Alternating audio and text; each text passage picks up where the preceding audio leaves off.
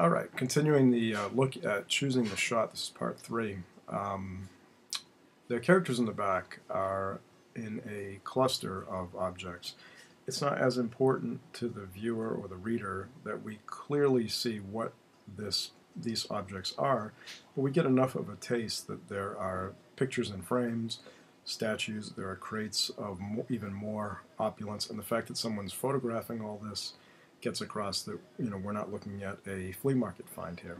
Two characters looking off stage, looking behind us, the viewer. That indicates that there's even more to this palace that we can't particularly see in this shot. So it's an example of using less to show more. Great trick for a comic book artist too. This example here, very simple shot, but nicely staged. The millionaire newspaper publisher walking into one of his papers. Looks to be a very simple composition, and when we look at it, it is, but one trick that Wells uses that comic artists should use often is he off-centers the character, not having the character dead center, off-center. That creates a more interesting composition, and for some reason it makes it appear less stiff. If you put the character dead center, it looks posed. If you just move them off a little bit, it's as if we've captured them in motion. Another interesting effect here is to show that he's walking into his newspaper. He's got the name of the paper backwards on the door that he's coming in through, because that's how we would see it from inside looking out.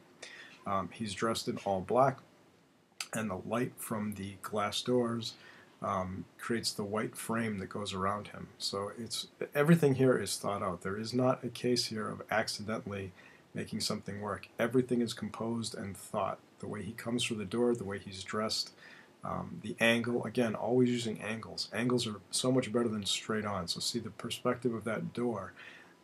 We've got an extreme angle going off down to the right. This one, probably my favorite shot in the movie. A lot more powerful than it looks at first glance.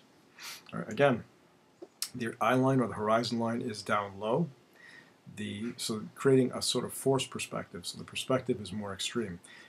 Focal point of the particular frame is the young woman, and she is flush against the wall, almost like a prisoner escaping from a penitentiary. And she's looking at Wells, who is in shadow, talking to the other character who's also in shadow, and Wells is blocking the doorway, so they can't come in. The woman outside the door, the light hits her face almost in an angelic way. She's, in the story, she's Wells' wife, and Wells is carrying on with this other woman, and Wells is clearly, in this particular shot, protecting the woman in the room. Nicely framed. The black takes our eye over to the side. It's the two main characters. And then the way the woman is positioned and the fact that we see another door, again, symbolism. It gives us a sense that she could escape, but she's not. She's choosing to stay, even though she's not brave enough to come out from around that corner and confront the two in the hallway.